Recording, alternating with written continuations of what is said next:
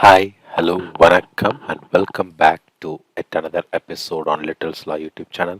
So, in this video, we are going to see about how to create or how to build a web application using Docker, and we will see the building a web application using Docker, which involves several steps, and we will see them one by one. So, let me give an introduction before starting about this. So, Docker is basically a containerization platform which allows you to package your application and its dependencies into a portable unit called a container.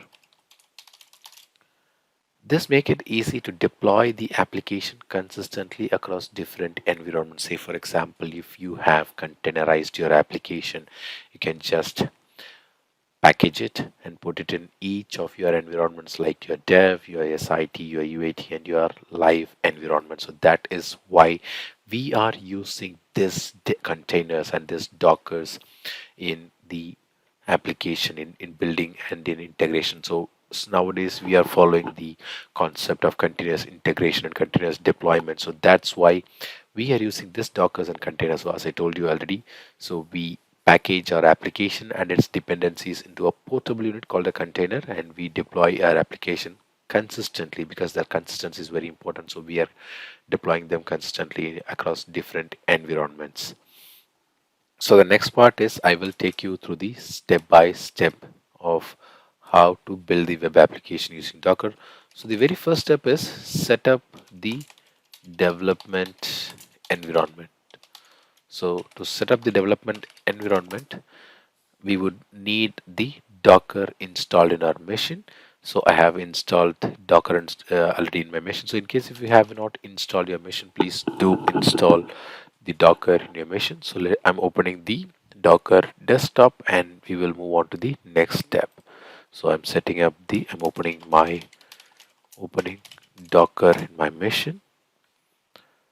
So these are the first few steps. So the Docker is loading now. So here you can see the desktop Docker desktop is starting. So opening the Docker is done, and let's wait for the Docker to get opened.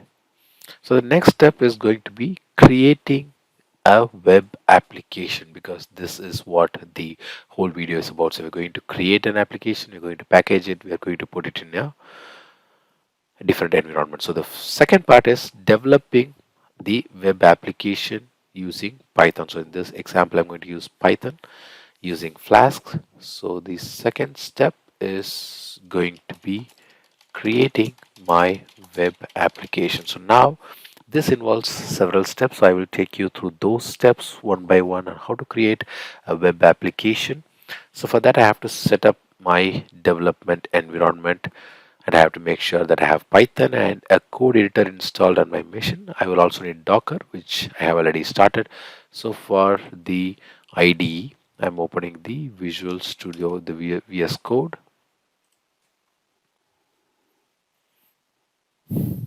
and we'll have to create a new folder. So let me close this folder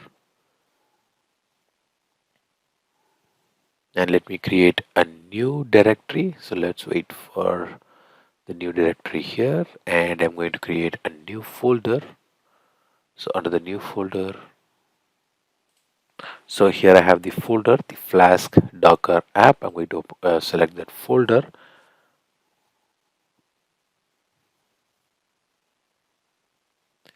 and now let me open the terminal. So here I'm going to open the terminal, which through which we will invoke the commands.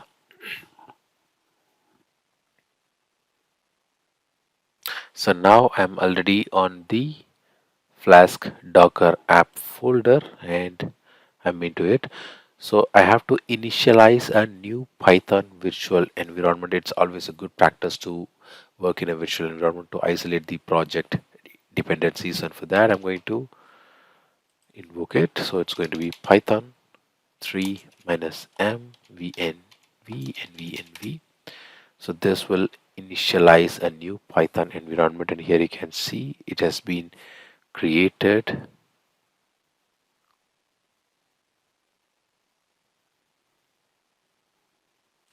Sorry, let me give. So here it shows that Python was not found. So let me give the right commands, which is Python -m v and v and v tonight. Let me check. So now I have executed this command in the admin mode and it's worked. So let me go to the next command, which is source venv slash bin slash activate.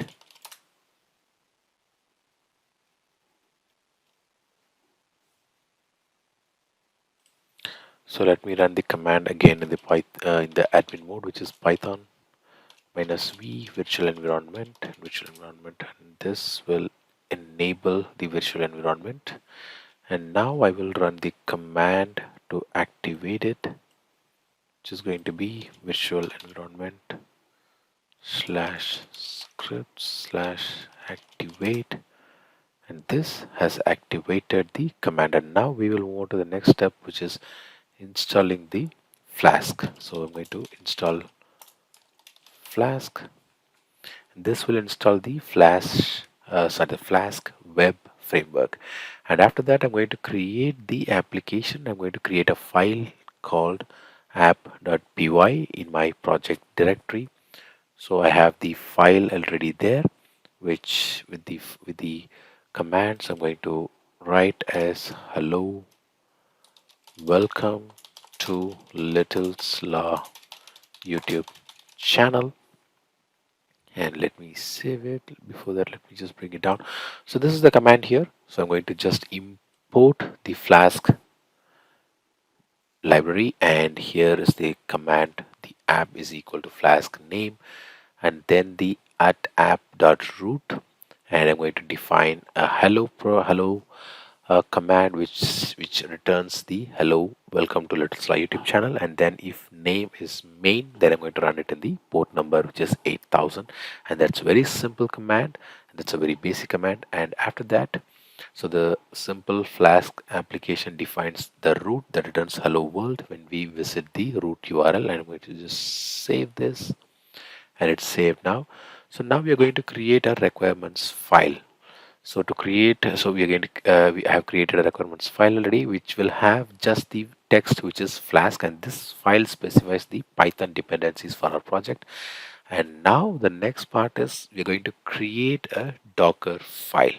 So here I have created a Docker file with the name Docker file without any file extensions in our project root with the following content. So here is the content, which is going to be the Docker files of which where I have defined the official Python runtime as the base image, and I have set up the working directory in the container as working directory slash app, and then I'm copying the local requirements file to the container, which is copy requirements.txt, which you can see here.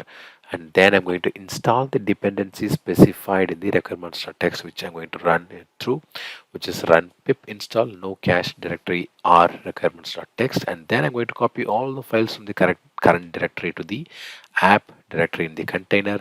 And this is the port which I'm going to expose while the application is running. And finally, I'm going to define the command to run my application through command python, app.py will instruct to run my application. So this Docker file sets up the Python environment, it installs the dependencies and run the Flask application. So everything will be taken care by the Docker file. So the next step is building and running the Docker image. So far we have created the application, and now we have created the Docker file. And the next step is going to be building and running the Docker image. So I'll write it down, building and running the Docker image. So to build the Docker image, I'll have to again open the Visual Studio Code. I'll go back to the terminal. So here I'm in the terminal, and I've opened the terminal, and I'll navigate to the project directory, which is the Flask Docker app, and I'm going to run the following command, which is docker build -t and my Flask -app. So here in the Docker, you can see there are no images. So, oh, sorry, I think I have the images which are created already. Let me delete them for now. So I have no images, or I have no applications in the Docker now. So now if I run this command, which is building the Docker, the my Flask app.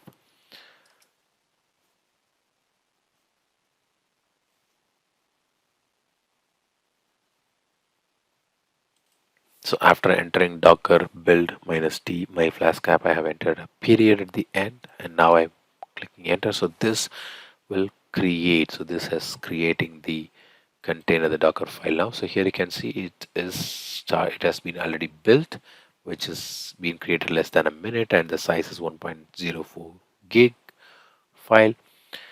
So we have created the Docker image, and now we will have to run the Docker container. So once the image is built, we can run the container based on it using the following command, which is docker run -p, and then 8000, which is the port, again another 8000, and the application is my Flask app. So here you can see this is a development server. Do not use it in a production deployment.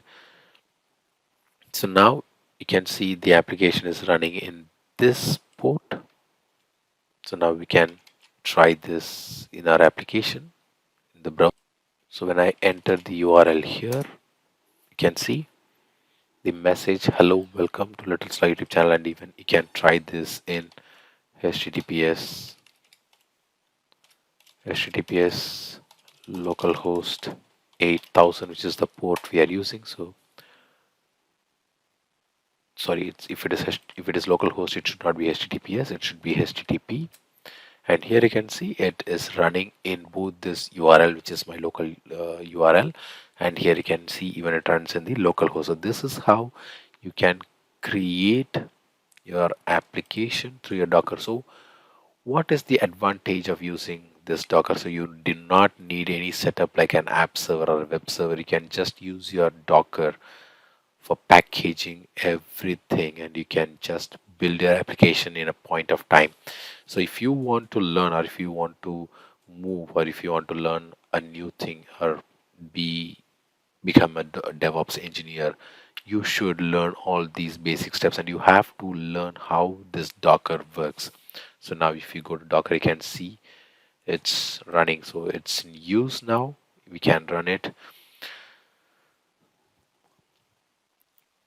So it's so simple. I think you can really try it out. Yeah, I will upload this file in my github.com. In fact, I can do this now. So I'm creating a new repo, which is my my first Docker application will be my repository name, and I will add a README file with all the steps which I have done, and then I'm going to create a repository. So this here I will add the files. Just go upload the files.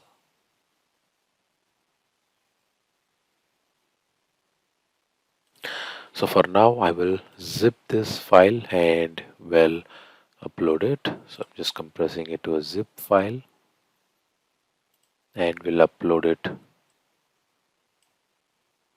to the GitHub. So in case if you want, just extract it and follow the steps, and you can automatically create your very first application and try it with different options. Like you can add a lot of code, you can add a lot of validations, and that will give you a lot of confidence when you want to create or when you want to move to a DevOps engineer.